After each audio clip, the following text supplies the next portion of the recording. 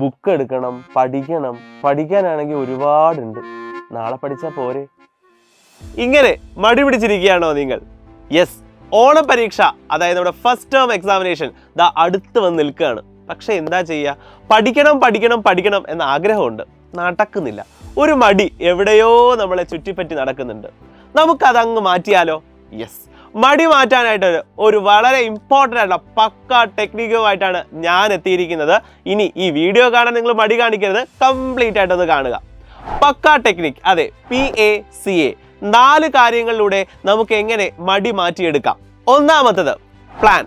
Yes, നമുക്ക് ആകെ ഒരു മാസമാണ് കറക്റ്റായിട്ട് പഠിക്കാനായി മുന്നിലുള്ളത്. അപ്പോൾ ഒരു 30 ദിവസം നമുക്കൊന്ന് പ്ലാൻ ചെയ്യാം.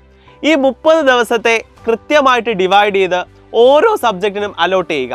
ഫിസിക്സ്, കെമിസ്ട്രി, ബയോളജി, മാത്സ്, അങ്ങനെ നമ്മൾ ഡിവൈഡ് ചെയ്തിട്ട് എത്ര ചാപ്റ്റേഴ്സ് ഉണ്ടെന്ന് വെച്ചിട്ട് അതിനനുസരിച്ച് ഓരോ ദിവസവും എന്തൊക്കെ പഠിക്കണമെന്ന് കൃത്യമായി പ്ലാൻ ചെയ്യുക.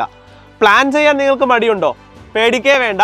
വൈകുന്നേരം 7 മണിക്കുള്ള സ്റ്റഡി പ്ലാൻ നമ്മുടെ സൈലത്തിൻ്റെ ലൈവ് കാണുക, കൃത്യം 7 മണിക്ക്. അതിൽ കൃത്യമായിട്ടുള്ള സ്റ്റഡി പ്ലാൻ നിങ്ങൾക്ക് പറഞ്ഞു തരും, അതിനനുസരിച്ച് അങ്ങ് പഠിച്ചു പോയാൽ മതി. അപ്പോൾ പ്ലാൻ എന്ന് പറയുന്ന ഫസ്റ്റത്തെ കാര്യം ഈസി ആയിട്ട് സെറ്റിൽ ചെയ്തു. അടുത്ത രണ്ടാമത്തെ കാര്യം ദാറ്റ് ഈസ് ആക്ഷൻ.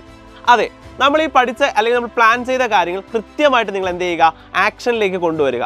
അവിടെ നമ്മൾ ഏറ്റവും വലിയ ബുദ്ധിമുട്ടുണ്ടാക്കുന്നത്, ഇപ്പോൾ ഫോർ എക്സാമ്പിൾ നമ്മളിപ്പോൾ ഫിസിക്സിലെ ഒരു ചാപ്റ്റർ പഠിക്കാനായിട്ടിരിക്കുന്നു. നമ്മൾ എല്ലാം കൂടി പഠിക്കാൻ ശ്രമിക്കുമ്പോൾ നമുക്ക് ഒരിക്കലും ആ വർക്ക് കംപ്ലീറ്റ് ആകില്ല. ഇപ്പോൾ ഉദാഹരണത്തിന്, നിങ്ങൾ ഒരു ചാക്ക് അരി നിങ്ങൾ 2ാമത്തെ ഫ്ലോറിലേക്ക് കൊണ്ടുപോകാൻ ആഗ്രഹിക്കുന്നു. നിങ്ങൾ ഒരിക്കലും അത് ചെയ്യില്ല. കാര്യം നിങ്ങൾ ആഗ്രഹിക്കുന്ന 2-3 ഫ്രണ്ട്സ് കൂടെ ഉണ്ടായിരുന്നെങ്കിൽ എല്ലാവരും കൂടെ സഹായിച്ച് നമുക്കൊന്ന് കൊണ്ടുപോകാം എന്നായിരിക്കും. പക്ഷെ നിങ്ങളൊരു കാര്യം ചെയ്തേ, ഒരു വലിയ ബൗൾ എടുക്കുക, അതിൽ കുറച്ച് വീതം നിങ്ങൾ ആ അരി അല്ലെങ്കിൽ അതിനകത്ത് കിടക്കുന്ന അരി ഫുള്ള് നിങ്ങൾ മുകളിലേക്ക് കൊണ്ടുപോയി നോക്കിയേ. സ്റ്റെപ്പ് ബൈ സ്റ്റെപ്പ് ആയിട്ട് നിങ്ങൾ ചെയ്യുമ്പോൾ കുഞ്ഞാണെങ്കിലും അത് അവസാനം ആ ഫുൾ അരി മുകളിലേക്ക് എത്തും എന്ന് പറയുന്നത് പോലെ ഒരു ചാപ്റ്റർ ഒരുമിച്ച് പഠിക്കാൻ നിന്നാൽ നിങ്ങൾക്ക് ചിലപ്പോൾ മടി ഉണ്ടാകും, നിങ്ങൾക്ക് അത് കംപ്ലീറ്റ് ചെയ്യാൻ പറ്റിയെന്ന് വരില്ല. നിങ്ങൾ എന്ത് ചെയ്യുക? അതിനെ ചെറിയ ടോപ്പിക്സ് ആയിട്ട് ഡിവൈഡ് ചെയ്യുക.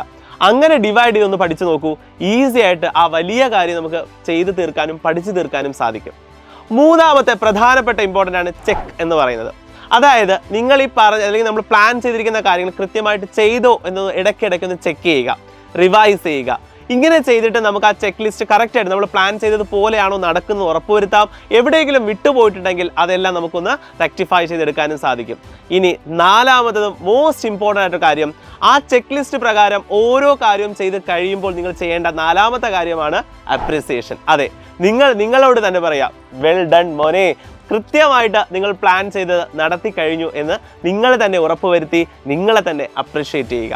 നിങ്ങളെ കൊണ്ട് സാധിക്കും മക്കളെ. മടിയൊക്കെ മാറ്റിവെച്ച് നമുക്ക് അടിപൊളിയായിട്ട് പഠിക്കാം. ഒരു മാസം നമുക്ക് ഫ്രണ്ടിലുണ്ട്. ജസ്റ്റ് ഫസ്റ്റ് ടേം പോർഷൻസ് മാത്രമേ പഠിക്കേണ്ടതായിട്ടുള്ളൂ. ഇപ്പോൾ തന്നെ നന്നായിട്ട് പഠിച്ച് നന്നായിട്ട് മാർക്ക് വാങ്ങിയാൽ ലാസ്റ്റ് എക്സാമിനും ഇതേ രീതിയിൽ ഇതേ പേസിൽ നമുക്ക് കൊണ്ടുപോയി ഫുൾ മാർക്ക് സ്കോർ ചെയ്യാം. ഇനിയും മടി പിടിച്ചിരിക്കരുത്. Yes, we can do it.